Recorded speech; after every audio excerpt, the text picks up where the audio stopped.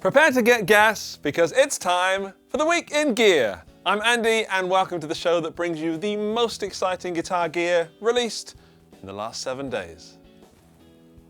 Now this week, Cream Tea Custom Shop drops an absolute transformer of a single cut. PRS proves that sometimes life does indeed imitate art, and Gibson finally answers the decades-long prayers of the hair metal community. This episode is sponsored by the Patreon and YouTube members. More about that in a bit. Now, let's kick off the gear list this week with something that proves that if you can't decide what tone you want, you can just rip the heart out of your guitar and drop in a new one. Yeah, first up on the board is a highly anticipated addition to the UK Custom Shop line that is doing something genuinely revolutionary to the way we think about electric guitars. And they've just released their single cut with a difference. This is the brand new Cream Tea Apollo. Now, pay attention because at first glance, it looks like a beautifully executed, traditional, hand-built, single cut Les Paul. You get a mahogany body, a maple top, and a rock-solid glued-in mahogany neck carved to a medium, chunky, historically classic 59 profile. I'm gonna need a moment. Andy loves the chunk.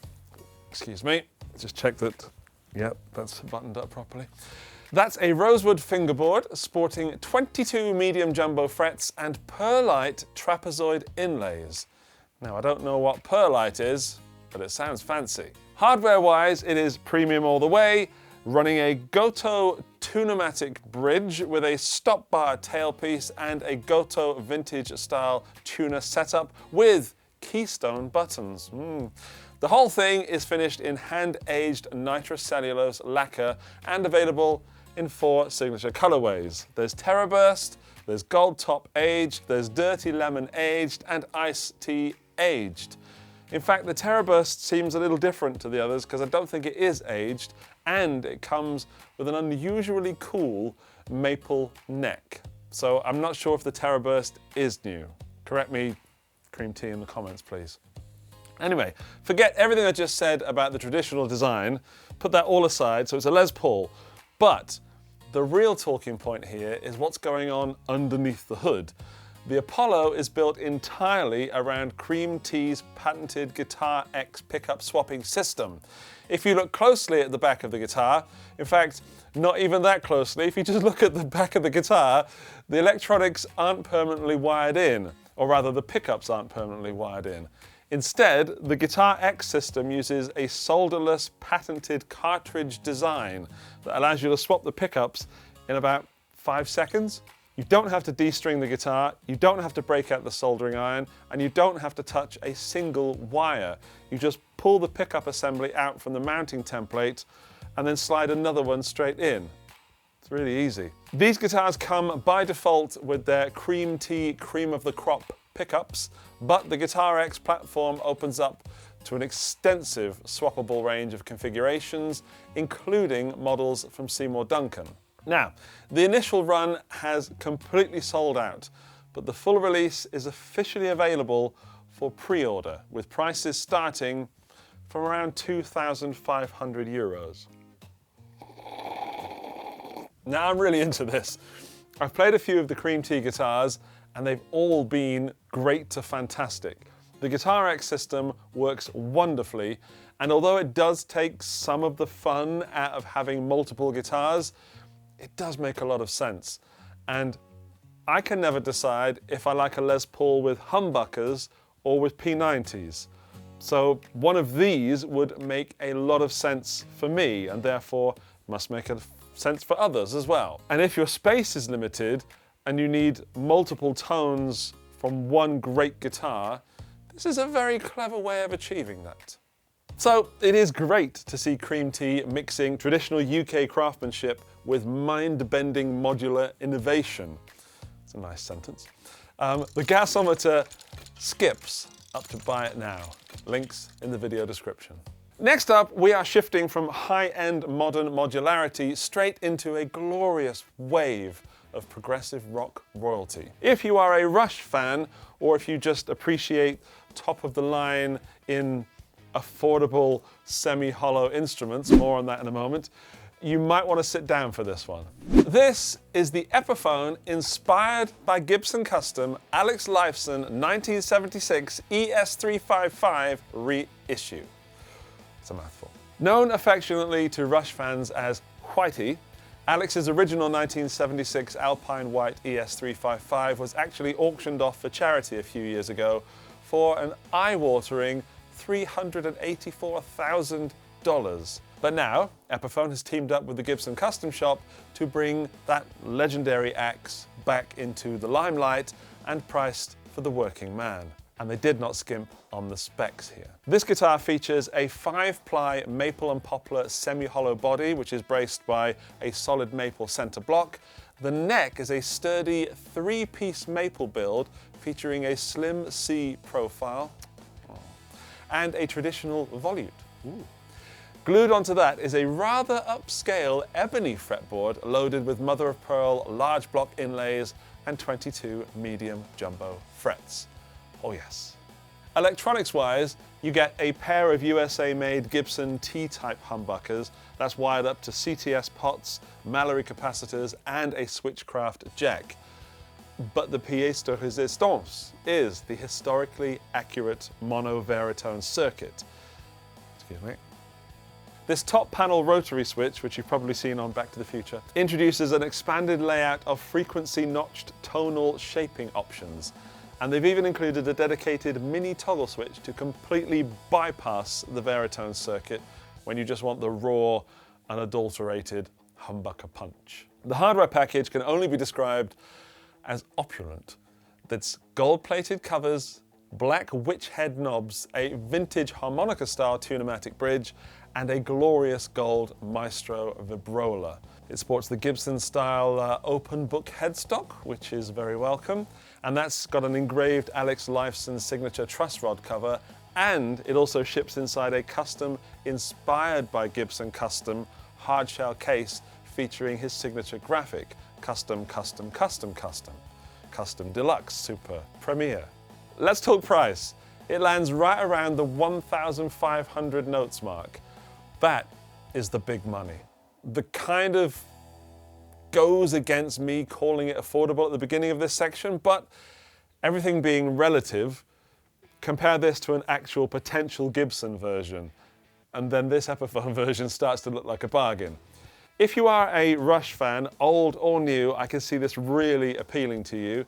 If you're not a Rush fan, you can just swap out the truss rod cover, and suddenly this is a very cool looking guitar with great functionality and great specs, and a fairly reasonable relative price.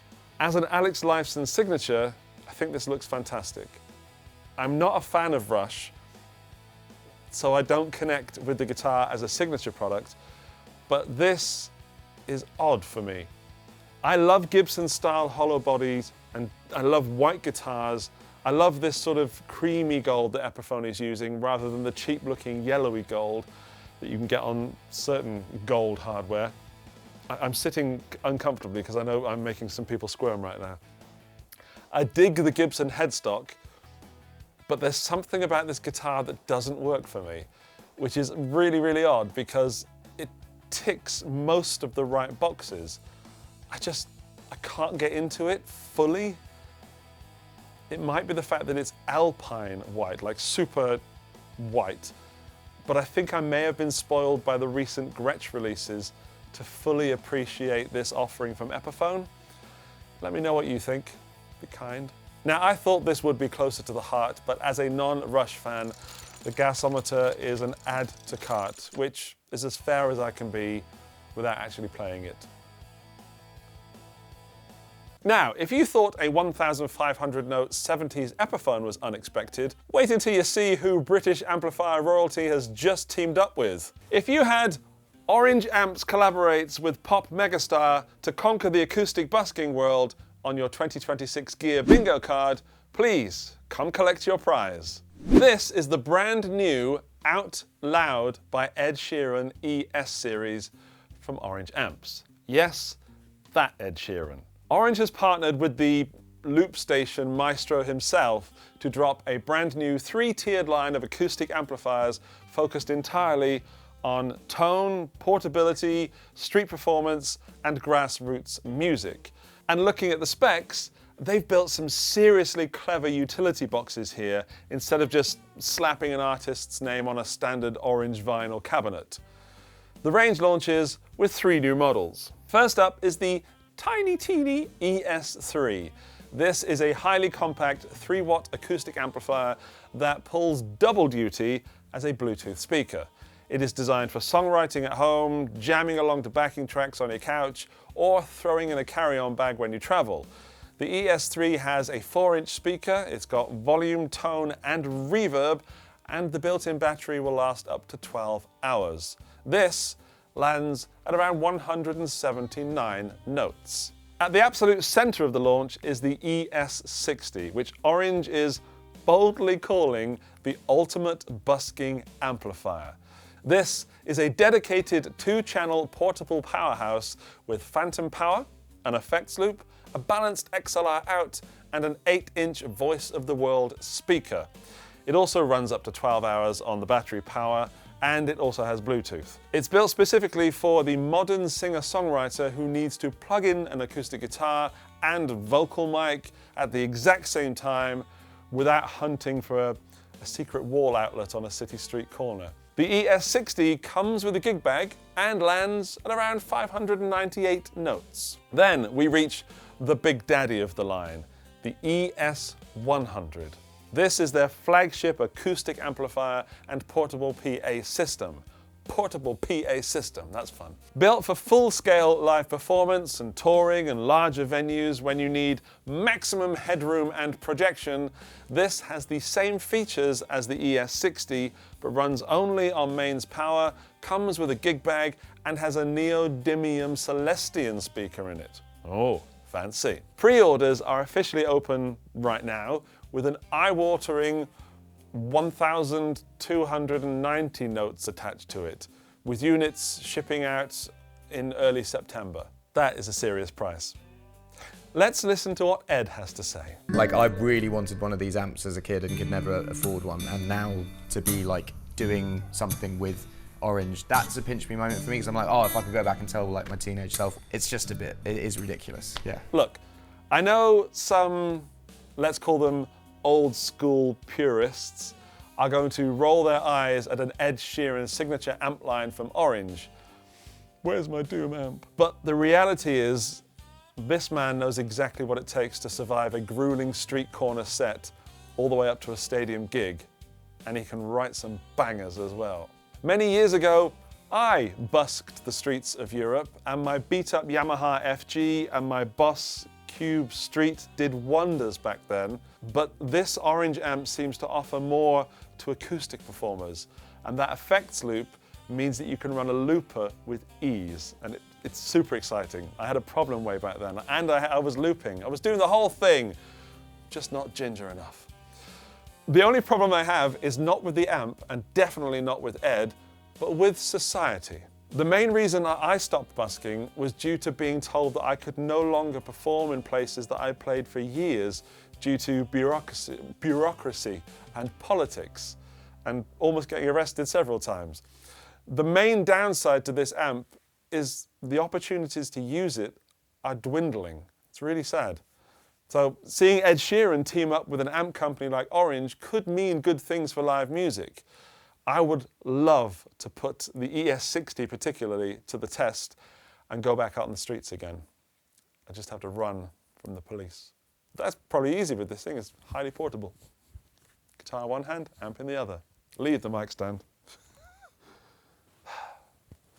If you are a gigging acoustic musician looking for something highly portable, backed by someone who literally built an empire on busking, the gasometer is sitting at a very, very healthy buy it now. Now, before we get to the next piece of gear this week, let's talk about the people that make this show possible. I usually do this at the end of the show, but this week the YouTube members and Patreon supporters scrolling here are the ones that make this show possible. They pay for the hours it takes to put this show together, and for that I am eternally grateful. I love making the Week in Gear. It is fun, and it's hopefully informative. If you want to join them, please do. And now, a special shout out to the best of the best, the top tier members. Antonio Cruz Barreto, Buddha Blue, Boom Shakalaka, Buzzle, Chris Kelly, Craig's Fist, Darth Bagel, David Meyer, Dirk, Doug Paget, Fuzz Onkel, Yindrik Strelka, Johnny McBadminton, Kultur Pop, Mike CQB241, Mike Lute, Andrew Morgan, Craig Vabur, Darius Lives, Gary O'Neill, Josh Tamberg, Man, Dude, Bro, Fat Raptor, PQ Deads, Sarung Narayan, Sanya Chen, Sarah Marie, Searching for Tone, Southern Panda 33, TWIG is inconceivable. Brilliant, good show, man. Now, if you want to stay up to date with the best in latest gear releases and be a part of, frankly, the best community on YouTube, you can support the show by following the links in the video description. At the very least, give the subscribe button a little tickle, and please and thank you. Now, back to the gear. Next up on the list, let's shrink things right back down to a scale that your pedalboard real estate will actually tolerate. If you love massive, ethereal, space-age ambient textures, but your board is so densely packed that you couldn't squeeze a single matchbox that is wafer thin onto it, Electro Harmonix has just thrown you a lifeline. This is the brand new Pico Shimmer Cosmic Reverb. Let's have a listen, shall we?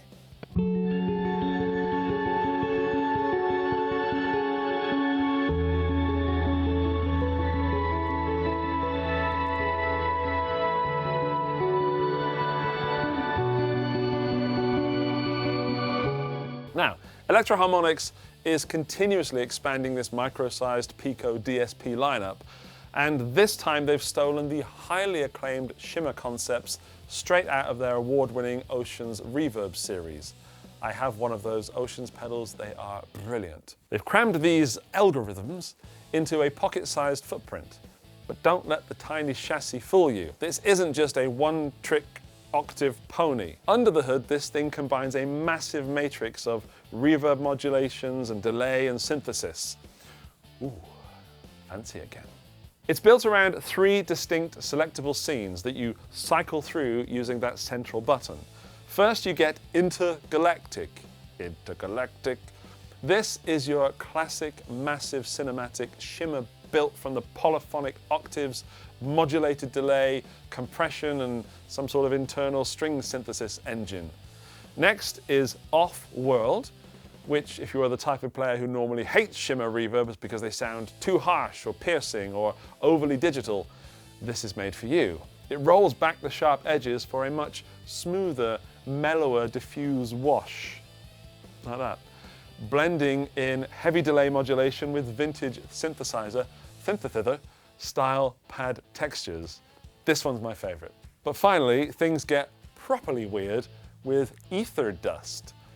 This is a highly experimental, shall we call it, glitch shimmer that applies randomized delay times to your reverb tails and generating everything from short granular sparkles to full-on stuttering and broken octaves.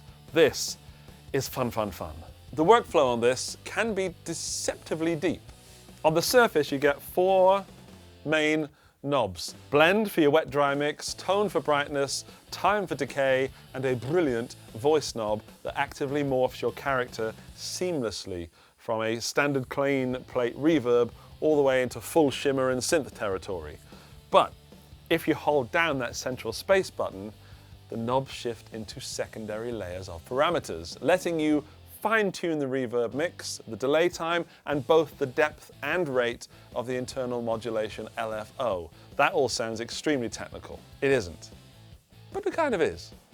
For live use, you can press and hold the main foot switch at any moment and trigger an infinite reverb freeze, which will trap your current chord into some sort of continuous synth-like pad, like the freeze pedal, that you can comfortably play over top of.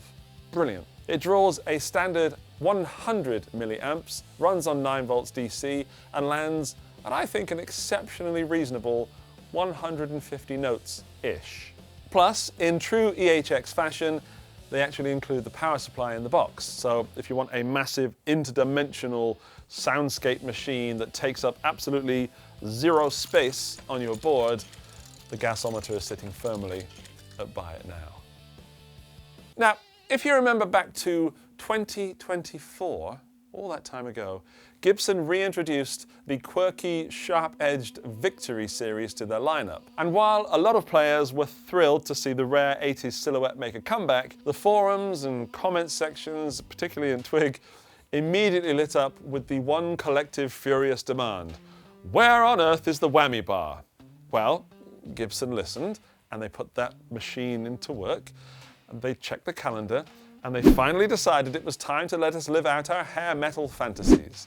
This is the brand new Gibson Victory Floyd Rose. This is built on the exact foundation of the Victory figured top, but they've officially dropped in a top-mounted double-locking Floyd Rose vibrato system to deliver the kind of absolute tuning stability and aggressive dive bomb control that hair metal and high-gain players and widdly players like me want.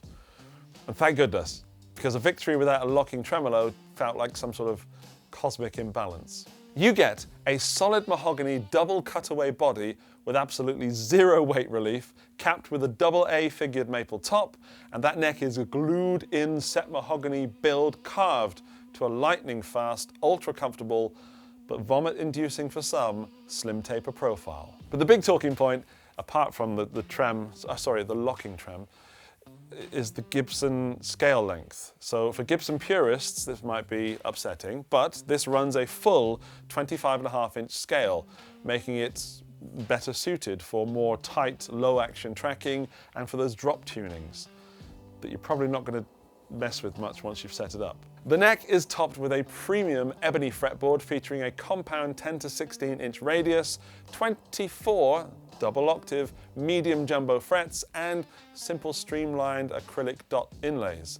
Up at the top, you get that glorious, aggressive 6 on the side Explorer style headstock fitted with a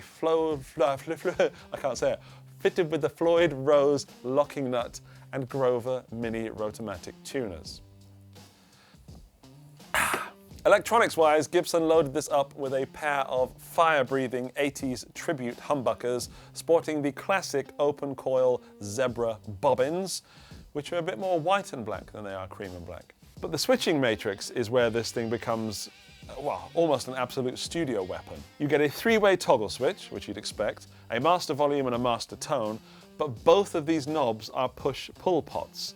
However, the volume pot engages a full coil split, whilst the tone pot acts as an inner-outer coil selector. Meaning that you can dynamically switch between massive, thick, humbucking chug and an array of spanky single coil bites with a simple click. I think that's cool. The whole package is dressed up with a black 5-ply pickguard, black top hat knobs, and gleaming chrome hardware. It's finished in a high-gloss nitrocellulose lacquer, and you can get it in 3 finishes: translucent ebony burst, deep ocean burst, and my personal favorite, the absolutely stunning iguana burst. It ships inside a proper heavy-duty Gibson hardshell case, and if you want a Gibson that finally has the architectural firepower to match its looks, look no further. However, the price point seems quite nuts and possibly the sales killer. I'm not quite ready for this. The Gibson Victory Floyd Rose is going to set you back around 2,800 notes. And I know that adding the Floyd Rose has increased the price point, but I think that Gibson may have priced themselves out of the market with this. I don't know. I'm also surprised there's no extra color, like a red burst or a cobra burst or pink burst or yellow burst a la Ibanez Gem. That would be too cool. Honestly, instead of this Floyd Rose version Gibson, I would love to see an Epiphone version of the Victory. I just think it would fly off the shelves, especially if it had a fat neck. That would be anti-shred. No, it's never going to come with a fat neck. Get over it, Andy. The gasometer is a raging wallet on fire, but then it slips back down, sadly, to add to cart due to the pricing.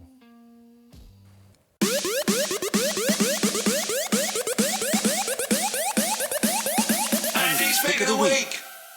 Yes, my pick of the week. Now, if you thought an acoustic amp backed by a global pop star was a wild turn for the industry, Paul Reed Smith has just stepped up to the plate and said, "Hold my tea," because what they've done is easily one of the most creative, completely out-of-the-box collaborations I've seen from the brand in a very long time, and very anti-lawsuit. PRS have officially built a high-performance signature guitar for an artist who is 100% fictional. This is the brand new limited edition PRS SE Rock Lady.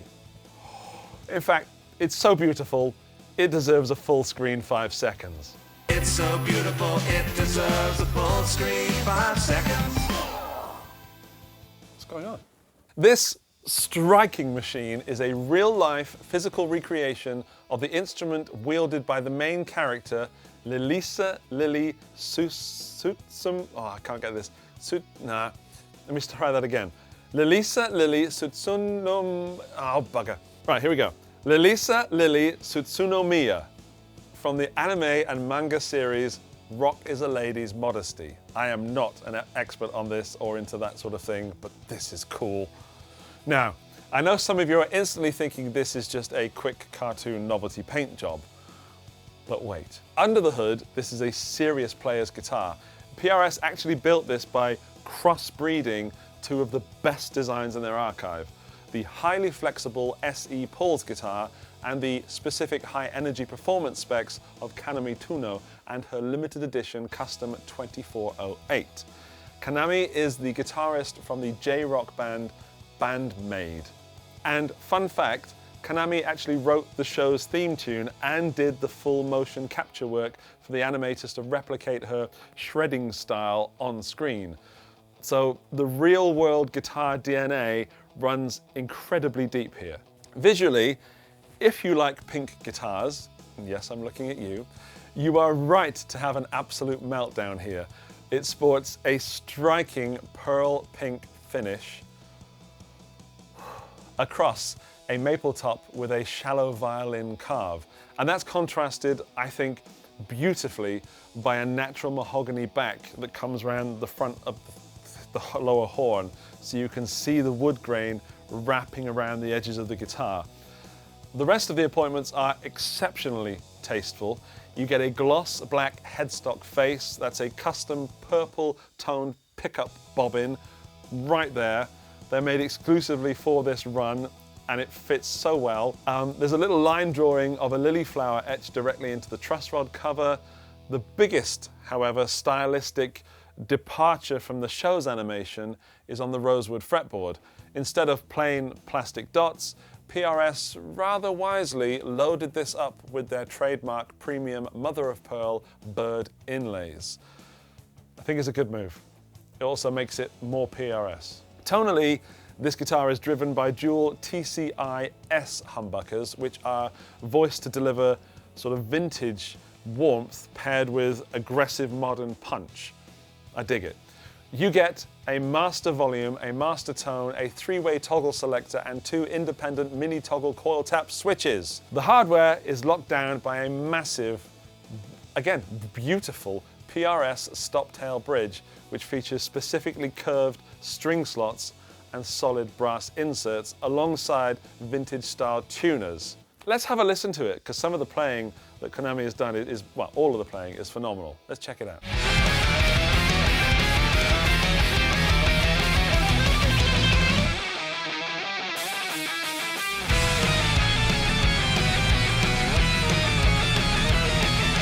The neck is a substantial, vintage-leaning, wide, fat, mahogany carve with a 25-inch scale length and a 10-inch fretboard radius. Think sort of vintage 50s Gibson necks, but a little less shoulder, I believe. It excites me. It comes set up on 10 to 46 strings, ships with an official SE gig bag, and lands right at around the 1,000 notes mark. Now here is the catch, bucko. PRS is only building 690 of these worldwide because they hate me. Sorry, I am genuinely saddened by this. Because it's such a highly exclusive limited run, it is already pretty much sold out or on back order everywhere, especially in the massive chunk of major retailers that I'm aware of. And honestly, I knew about this guitar a few weeks ago and did nothing about it, and I'm gutted. And this pick of the week is bittersweet because with those specs and that finish, this guitar could have made my life complete. The gasometer is a slightly sad wallet on fire. It's gorgeous and it's priced right and it's spec to the nines. And this is my birthday week. Someone out there must care about me enough to forget it. It's just a pipe dream. It's just a guitar. It's just a guitar. It's just a guitar. It's just a guitar. Just a guitar. One last time, here is the QR code to scan, and there are links in the video description, so please give that a go and let me know in the comments what price pops up for you. That concludes your gear rundown for the week. Drop your pick of the week in the comments section as always, and include the word FIRE in your comment to let the world know that you watched to the end. See you next time. Bye-bye.